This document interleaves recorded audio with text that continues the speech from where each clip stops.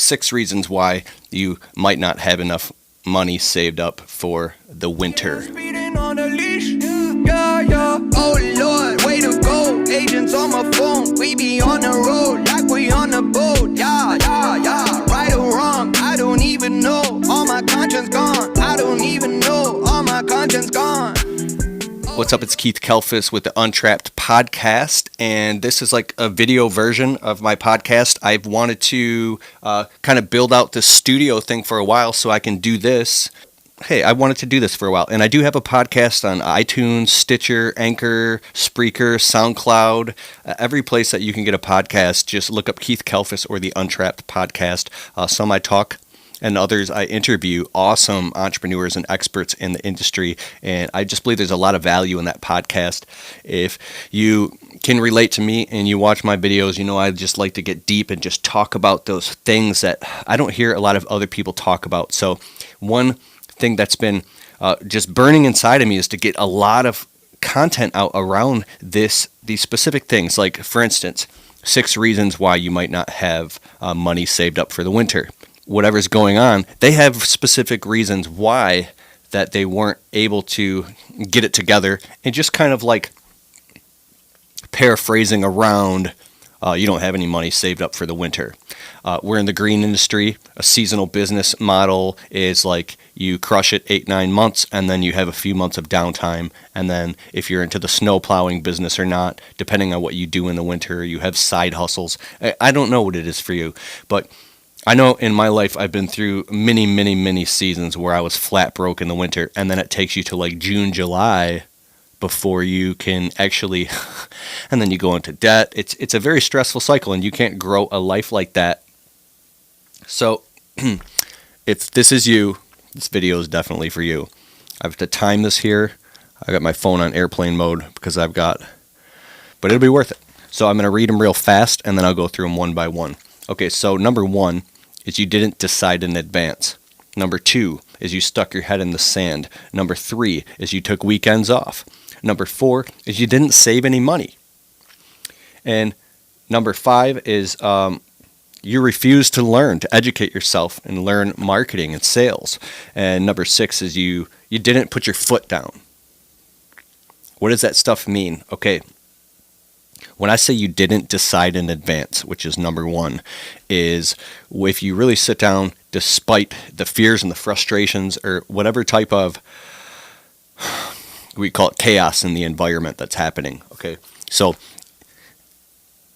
if you know for a fact that the end of the waterfall's coming and you need to build a boat or get out of the river or do something, and you stick your head in the sand with that, no matter what's going on, you know that the winter's coming, even if it's like March, April, if it's May and the birds are chirping and you're working your ass off, the winter is absolutely coming. And this sounds kind of simple, but there's something called a stable datum in neuroscience. When you have a specific belief, whether it's true or false, whether it's rooted in truth with a capital T, or it's false, or it's a complete fiction, your brain and you will start to develop pathologies and neural networks around an idea that becomes a belief, and now you actually start to revolve your life and your psychology around these sets of beliefs, right? Or these doctrines. And this is how your entire life goes, I don't want to get too deep into this because this could be like a 20-hour video or a series of videos, but that's why I wanted to do this, so I can have kind of a long-form content and break these things down. So when you decide, Tony Robbins says you don't get your shoulds. Really dry in here. You don't get your shoulds, you only get your musts. When something is a must, there's no other option. Period. You know that the winter's coming. You have to do everything that you have to do to make sure, and you decide in advance that December, January, February, March, April, whatever months it is for you, I have to have X amount, whatever, thousands, tens of thousands of dollars saved up. Now, it doesn't mean you're not going to make money in the winter. You can hustle, you can plow snow, you can do all types of things, right? But having that nest egg set aside, and not only for that, but ongoing into your life, the farther you think out and the more you get with the brutal, like, mortifying reality of how serious this shit is, and money is like oxygen, and nobody's going to just give you their oxygen. You're on your own. Like, you're born naked and afraid, you're going to die naked alone. So just decide in advance. Number 2 is you didn't put your foot down when it mattered most.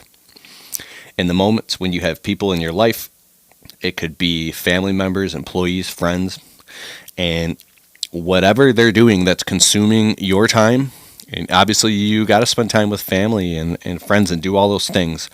But if you don't have an order and priority of what needs to get done so you can get to that point, whatever that point is, everything will just pull you down like this primordial soup. There will be no structure, there will be no boundary, and everything will just pull you down, and the winter will come and you'll be broke. So it literally is like, nope, we're only staying out till this time because I have to go home and do these things. I gotta be up. I gotta hustle. I gotta close this job. I gotta do these sales. I gotta, whatever it is, I have to make sure that this works, and I'm a robot, and I will do whatever it takes to make sure that this is what happens. And if anybody doesn't like it, too bad. You can explain to them why it has to be that way. And if they don't understand it in the moment, you are leading them to a place that they can't lead themselves. But in the back end, whether they realize it or not, sometimes when you are the person who pulls through and you save the day, you have the penalty of leadership. So you are the one who saved the day. You had the money to pay for everything because you're the one who worked your ass off or whatever it is, and still nobody realizes it. So when you are the most responsible person, you become the money man, and then everybody expects you to pay for everything, and it's the penalty of leadership, right? It's the success tax. It's whatever. So number 3 is you stuck your head in the sand. I'm sorry, back to number 2. So you got put your foot down. Number 2 is put your foot down. You have to put your foot down with people and yourself. Number 3 is you stuck your head in the sand. What does that mean?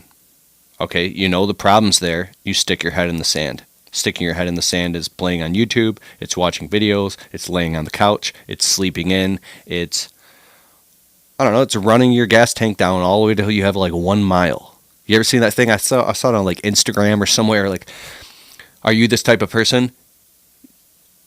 You wait till your gas tank is on E. You're like, oh, I think I need some gas. Or are you the person that when your gas is like all the way down to only half a tank, you're like, oh shit, I need to fill up. Like, where are you? How proactive of a person are you? And I think that proactivity, at least for my life, comes from pain. I wish I was an even more proactive person than I am.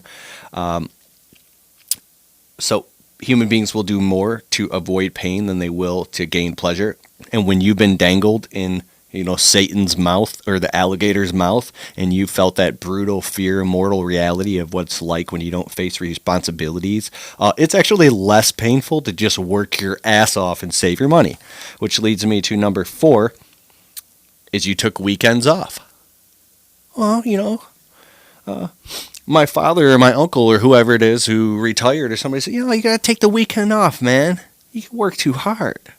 The week is for working, and the weekend is for relaxing. Well, maybe in your time, but I've already done the math, and I can see very clearly that I have to work weekends for the next 5 years, or I'm going to die. Are you going to give me your oxygen? I'm trying not to cuss here. Are you going to pay my bills and you going to give me some of your oxygen? I didn't think so. So I'm working weekends. I'll take 1 weekend off a month. How about that? And then that's when we'll do this thing. And until you're willing to pay my bills, because I'm not at a level you're at yet, and pay attention to who tells you this stuff. If it's somebody who's completely irresponsible with their life, because it's funny that the guy that will tell you to relax and take it easy is the same guy who next week before he gets off the phone with you, he'll be like, oh, by the way, can I borrow $20? Yeah, exactly. Right? So number 5 is you didn't save any money. Sure, I'm good at my time. Saving money is a skill that I think it has to become like an emergency to you and an exciting thing at the same exact time. So you save money out of like fear and like you must do it. And then there's the healthy side of saving money, which is you do it out of enthusiasm. Like, wow, like I'm a responsible person. I save money. I know how to save money. And it's building towards a future. If you save money, you can invest in things and, do things. And if you don't know how to save it, it's a skill it's very deep and diverse. There's an amazing there's materials that you can get, audiobooks you can listen to. Like Mike Michalowicz has a book called Profit First. He has another book called The Toilet Paper Entrepreneur, another one called The Pumpkin Plan. There's so many books about money and finance and how to save money and accounting and taxes and all that shit that you can learn. Because when you raise the necessity first of like, oh, this is extremely important. Like, I need to save money because shit goes like this, and you don't want your life to be like this. You want it to be like this. And because money is like oxygen, if I could save oxygen and there wasn't enough, I'd be finding a way to save that shit, right? So learn how to save money, right?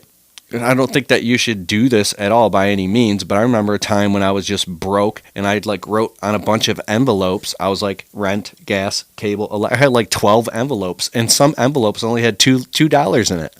Some had 20, some had 80, right?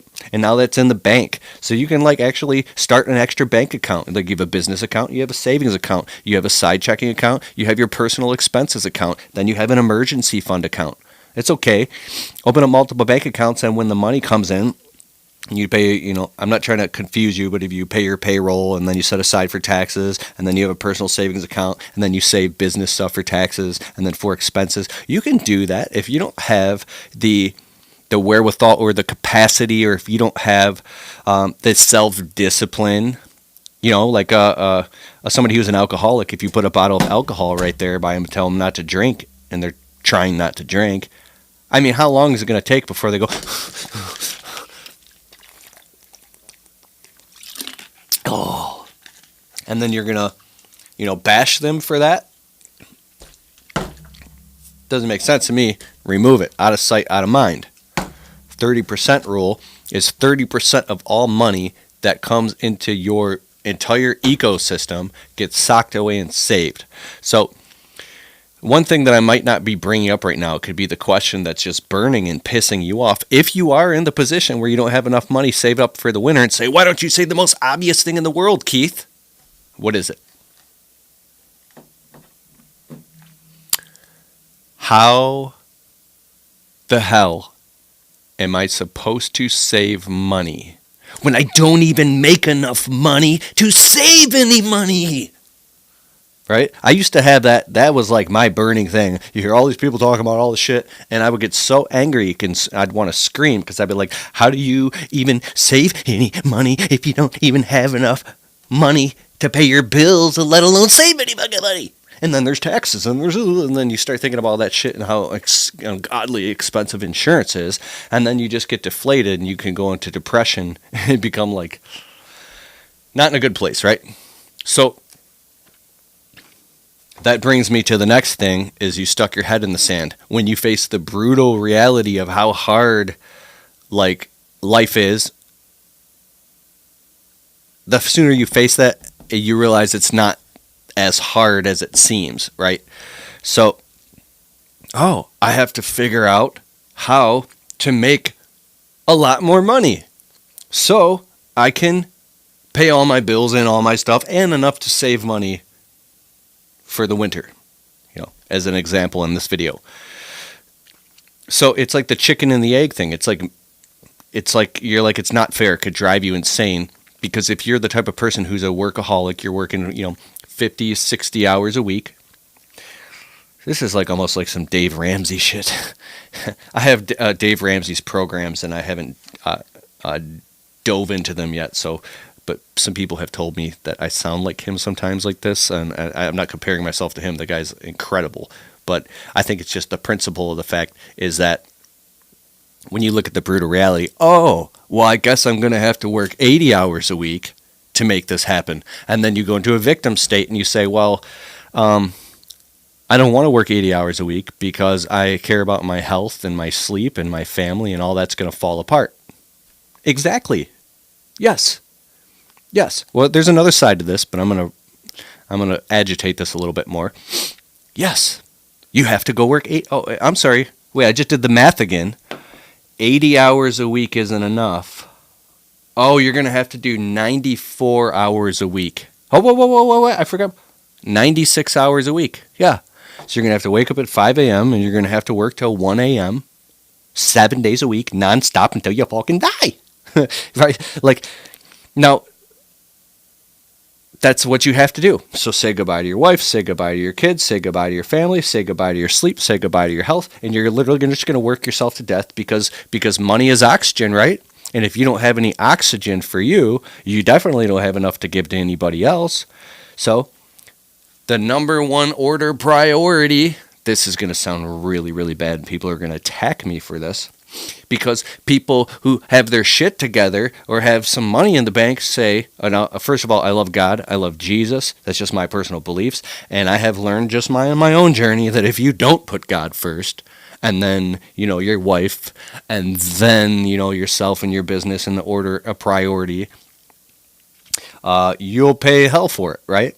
And that seems impossible because you'll be like, okay, so I'm going to be broke and not like put God first or my wife first. So I can only speak from experience what I had to do. I had to put everything last and put figuring out how the hell to make enough, to get enough oxygen for myself first. And that's like, shit. How do you do that? Albert Einstein said, you can't solve a problem with the same level of thinking you were at when you created the problem. I call bullshit. I didn't create this problem, being born into like this monetary, commercialized society where you have to have money just to fucking breathe.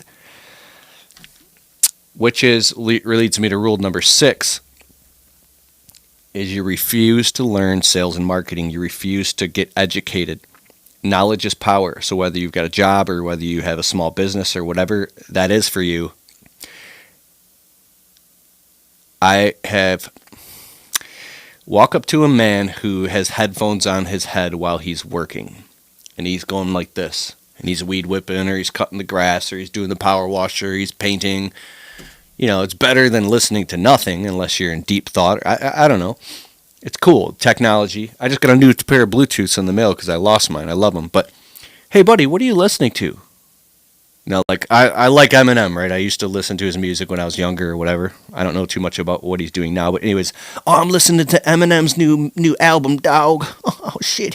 Eminem is the shit. Eminem is he's a great rapper or whatever. So, but, like, is Eminem, like, teaching you how to, like, manage your finances? Or is, like any rapper or whatever, any musician, you're listening to music, you're listening to AC/DC. I like AC/DC. I like all that shit, right? And it's cool. It's motivating, dog. It's motivating. Okay. But is that motivation giving you the education to know how to do sales and marketing, how to make more money, how to get out of your shitty job and start your own business? Or if you have your own business, how do you get higher paying clients and get more of them? Are you listening to a podcast? What are you listening to? Because in 5 years from now, the people you associate yourself with and the books that you read, whether it be in paperback book or audiobook, is going to give you the education that is going to empower you with the knowledge that you can go out and apply and change your entire life around. So, this is going to be really, really hard. I don't want to learn this stuff. Well, I guess that you're just going to starve to death and you're just going to die and you're going to be broke every winter with no money, and then you're going to go into debt, and then you're just going to lose everything and end up just like, I don't know, living on welfare or living on someone's couch. And then, I don't know, that's scary as shit. I'm not judging anybody or anything, because there is one thing for sure, and I will, because I only got like a minute left here. You have to get resolution in your consciousness. I am no stranger to paranoia, to having just like some days you're off for days on end where you're just a mess. You can't think straight. You have anxiety. It feels like your skin is on fire. People around you are attacking you. You have family chaos and drama going on, and you're just caught in the swirl. When you're caught in the swirl, then, like I said, then somebody you love dies, then something happens. Now this is financially draining you. Then there's a pet issue. Then something, if you have kids, like it's non-fucking stop.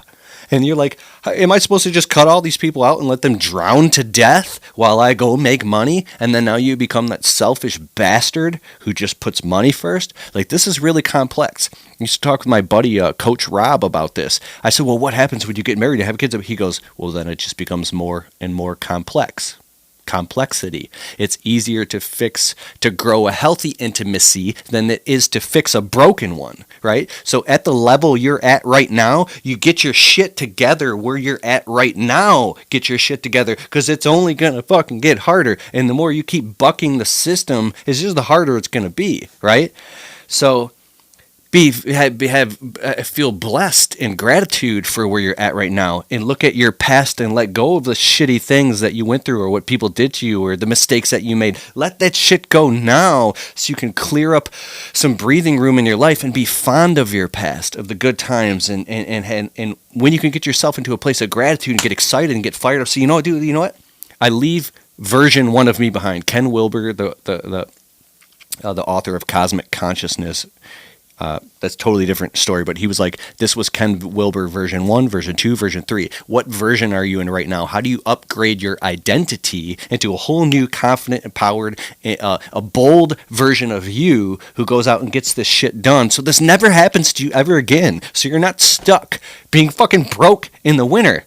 Like, come on, you're fucking better than that, dude. You are better than that. You deserve more than this. You are the shit. Look at everything you've gone through and everything you've overcome in your life already, and you're fucking broke in the winter. Like, you deserve better than that. This is a must for you. Why the fuck are you broke in the winter? It's your fault. Your fault. Your fault. Hit your chest like boom. Say, it's my fucking fault, dude. So stand the fuck up and man the fuck up and go out and hustle. And you're going to have to face a lot of fears. Go look in the mirror and put fucking war paint on your face and resolve to doing whatever you have to do to become a warrior.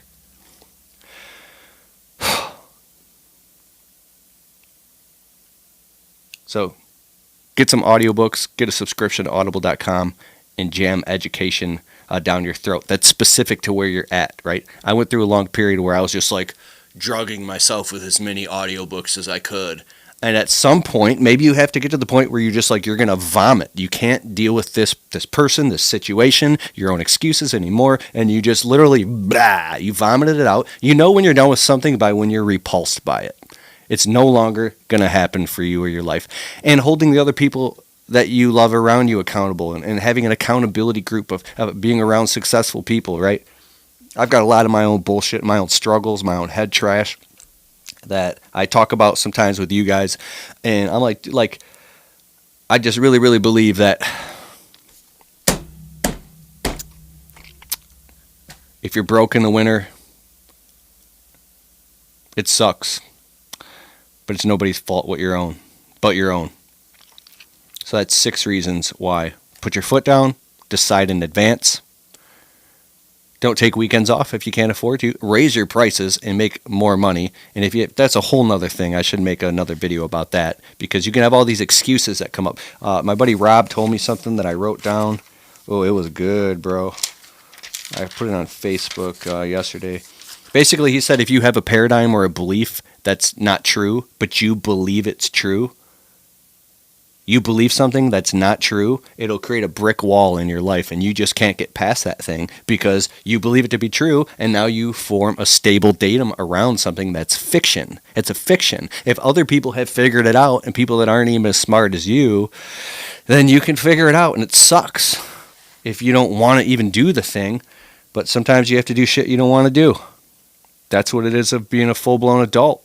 That's what responsibility is. I'm not here to preach you anything. I really am speaking from my heart right now. Like I said, I've got a lot of my own bullshit to deal with, but I think that's really my position here on YouTube and on social media. I've fought back and forth with it many, many times. I love making entertaining videos when I have time and stuff, but I love talking real shit, dude. Yeah, dog. All right, fired up. Hit the subscribe button. Check out the links below. Check out my podcast. Give me a thumbs up. Let me know in the comments below any tips you have for not being broke in the winter. This is Keith Kalfas with the Untrapped podcast, and peace out.